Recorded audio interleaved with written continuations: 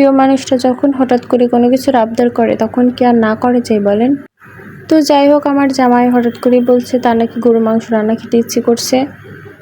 তো এই জন্য আর কি ফ্রিজ থেকে একটু গরুর মাংস বের করে ফেললাম। সাথে ভাবতেছি একটু পোলাও করব, কারণ মাংস রান্না করলে তার সঙ্গে পোলাও না করলে আমার কাছে একটু ভালো লাগে না। মানে আমার পোলাওটা অনেক পছন্দের। মানে আমার জামাইয়ের পোলাও এত পছন্দ না, কিন্তু আমার অনেক পছন্দ।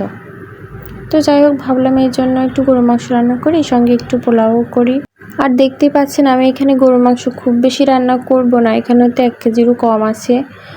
এতটুকু রান্না করব, কারণ আপনারা জানেন কম বেশি যে আমার মানে পরিবারের সদস্য খুবই কম। আমি আর আমার জামাই ধরা যায়, আর আমার বাচ্চা তো খুবই ছোট, সে তো আর বেশি খেতে পারে না। তো এই জন্য খুব বেশি আর কি রান্না করি না, কারণ বেশি একটা রান্না করে বারবার জাল দিয়ে ওইটা খেতে আমার কাছে ভালো লাগে না। এই জন্য একটু কম করে রান্না করি, যেন 2 বারে খেয়েই শেষ হয়ে যায় খাবারটা। তো যাই হোক, তো এদিকে আমি আলু দিব কয়েকটা, একটু মাংসটা হালকা কষিয়ে নিলাম। এবার আলু এবং আস্ত 3টে রসুন দিয়ে আর কিছুক্ষণ কষিয়ে তারপর এটা চিড়ি দেওয়ার জন্য আটকাই দেবো আর কি।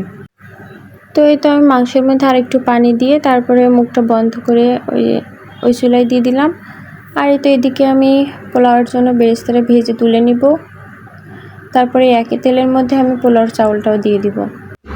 আসলে মাঝে মাঝে মনে হয় যে হাত 2টার জায়গায় যদি 4টে হতো তাহলে হয়তো আরও বেশি ভালো হতো, তাহলে কাজগুলো আরও বেশি তাড়াতাড়ি করে আগাতে পারতাম।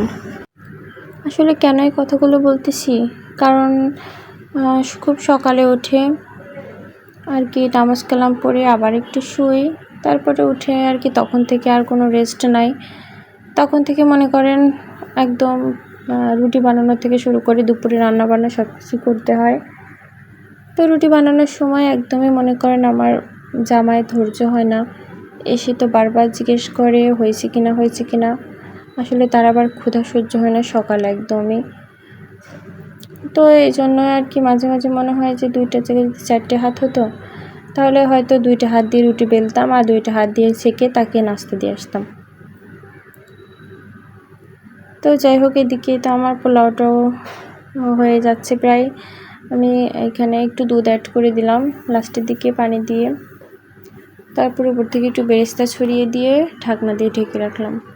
আর তো এদিকে আমি মাংসটা প্রেসার কুকার থেকে নামিয়ে রাখছি। মাংসটা একটু মশলা দিয়ে তারপর একটু জাল করে নামিয়ে ফেলবো। হয়তো দেখতে পাচ্ছেন আমার পোলাওটা হয়ে গেছে। দেখেন পোলাওটা কত সুন্দর হয়েছে। আসলে সরিষার তেল দিয়ে পোলাও করলে কালারটা খুব সুন্দর আসে, একটু মানে হালকা হালকা লাল লাল মতো কালার আসে, আমার কাছে বেশ ভালো লাগে।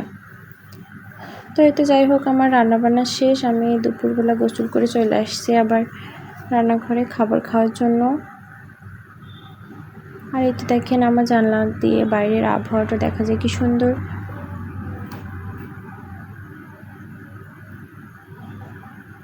তো এই তো আমার খাবার দাবার রেডি, আমি এখন খাওয়ার জন্য নিয়ে যাব আর কি এগুলা। তো এই তো আমি খাবার খাওয়ার জন্য চলে আসছি।